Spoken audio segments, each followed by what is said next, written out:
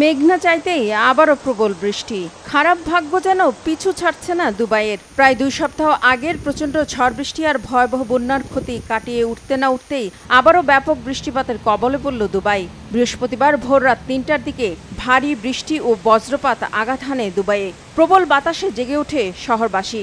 তবে শুধু দুবাই নয়, এবার মরুর দেশ সংযুক্ত আরব আমিরাতের আরও বিলাসবহুল শহর আবুধাবি, শারজা ও আজমান সহ বেশ কয়েকটি জায়গায় তীব্র থেকে মাঝারি বৃষ্টিপাত হয়েছে। বুধবার মধ্যরাতে বজ্রপাত ও ঝড়ো হাওয়া সহ ভারী বৃষ্টি ও শিলাবৃষ্টিতে ঘুম থেকে জেগে ওঠে এসব শহরের অধিবাসীরা।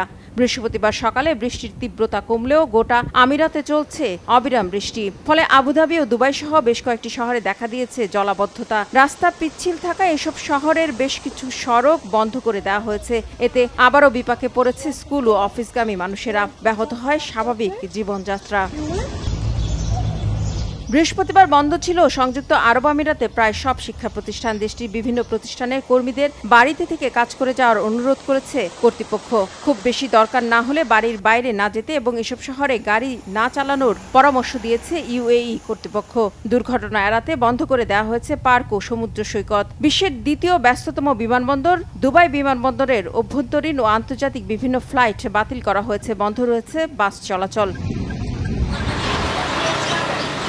বাংলাদেশ, ভারত, ফিলিপাইন সহ দক্ষিণ ও দক্ষিণ পূর্ব এশিয়ার বৃষ্টিপ্রবণ দেশগুলো যখন পুড়ছে তীব্র তাপ প্রবাহে, যখন চলছে একটু বৃষ্টির জন্য চরম হাহাকার, তখন মরুর দেশ সংযুক্ত আরব আমিরাতে মেঘ না চাইলেও প্রবল বৃষ্টি ঝরছে। শুধু বৃষ্টি নয়, গেল 16 এপ্রিল 75 বছরের ইতিহাসে সবচেয়ে ভয়াবহ ঝড়ো হাওয়া সহ প্রচণ্ড বৃষ্টিপাত ও প্রবল বন্যা দেখেছে মরুর দেশ সংযুক্ত আরব আমিরাত। চারিদিকে থই থই পানি আর বিশাল জলরাশির নিচে তলিয়ে গিয়েছিল বিশ্বের ব্যবসা প্রতিষ্ঠানের অন্যতম আকর্ষণীয় কেন্দ্র ও জাঁকজমকপূর্ণ শহর দুবাই।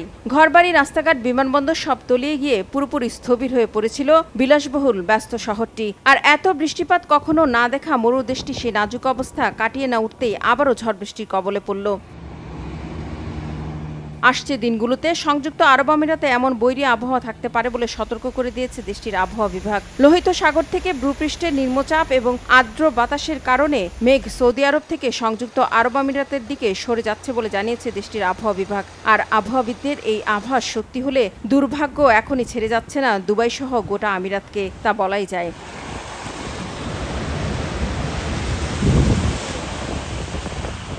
রিফাত জামান, বাংলাভিশন নিউজ ডেস্ক।